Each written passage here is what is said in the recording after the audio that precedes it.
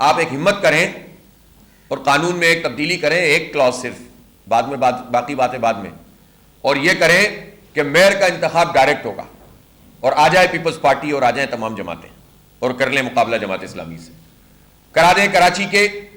تمام ووٹرز کا 15 دن دے دیں صرف الیکشن کی مہم چلانے کے لیے، اور کرا لیں الیکشن کہ میئر کا انتخاب عوام براہ راست کریں گے، پتہ چل جائے گا آپ کا مینڈیٹ کہاں ہے اور دوسروں کا مینڈیٹ کہاں ہے۔ تو اس طرح کی باتیں نہ کریں، لوگوں نے ووٹ دیا ہے، ووٹ کے اوپر قبضہ کرنے کی کوششیں کی گئی ہیں، الیکشن کمیشن میں درخواستیں آ رہی ہیں،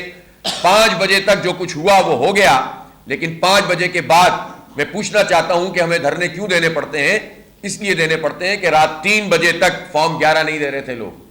فارم 12 نہیں دے رہے تھے۔ کیا چیف الیکشن کمشنر نے اور سیکرٹری الیکشن کمیشن نے اور ممبرز نے یہ نوٹیفیکیشن اسی دوران میں جاری نہیں کی ہماری درخواستوں پہ کہ اگر کسی نے نہیں دیا پریزائڈنگ افسر نے تو ہم کارروائی کریں گے؟ یہ کہنے کی نوبت کیوں آئی تھی؟ اگر ہم دھرنے نہ دیے ہوتے، ہم پریزائڈنگ افسروں کے پاس نہ کھڑے ہوئے ہوتے تو یہ پورے مینڈیٹ کو کھا جاتے۔ تو دھرنے دینا ہمارا حق ہے اور کراچی کے مینڈیٹ کا تحفظ کرنا ہمارا فرض ہے، اس سے ہمیں کوئی نہیں روک سکتا، لیکن آپ اگر انصاف فراہم کریں گے اور ٹرانسپیرنٹ الیکشن کرائیں گے تو ہم ہی اتنا ظرف رکھتے ہیں کہ سب سے آگے بڑھ کر آپ کی تعریف کریں گے، لیکن آپ کروائیے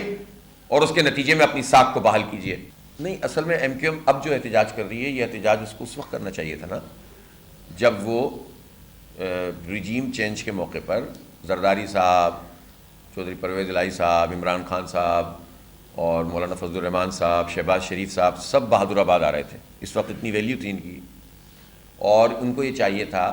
کہ کہتے کہ بھئی آپ یہ کام کرا دیں ہمارا،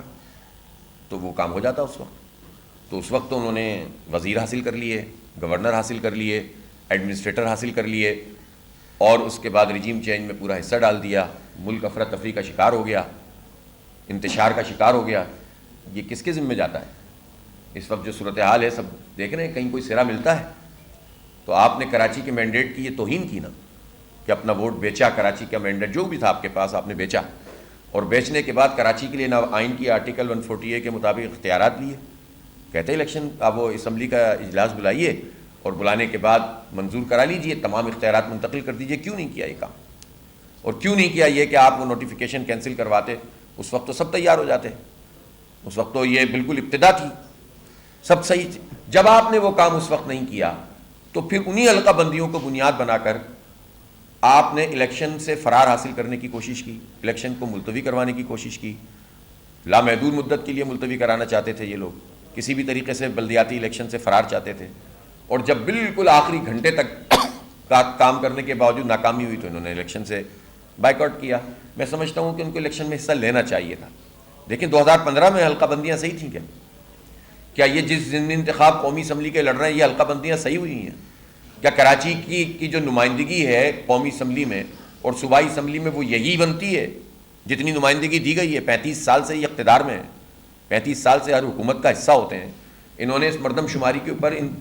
اس میں کیوں نہیں کام کیا؟ بلکہ انہوں نے تو پچھلی حکومت میں پی ٹی آئی کے ساتھ مل کر منظوری دی تھی اس کابینہ میں، اور اس منظوری کے بعد مردم شماری لیگلائز ہو گئی تھی، جسٹیفائیڈ ہو گئی تھی۔ تو اس لیے بجائے اس کے کہ یہ تنقید جماعت اسلامی پہ کریں، یہ تنقید تو خود انہیں اپنے اندر تلاش کرنی چاہیے، اور اب تو ان کی پارٹی میں وہ لوگ شامل ہو گئے ہیں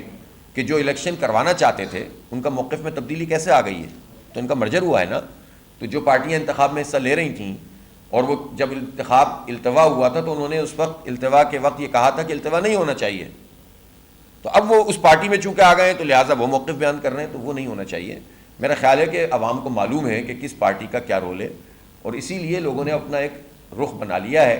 اور اس رخ کے مطابق لوگوں نے اپنا مینڈیٹ دیا ہے جماعت اسلامی کو، اور انشاءاللہ ہم اس مینڈیٹ کا تحفظ بھی کریں گے اور اس کے مطابق لوگوں کی خدمت بھی کریں گے۔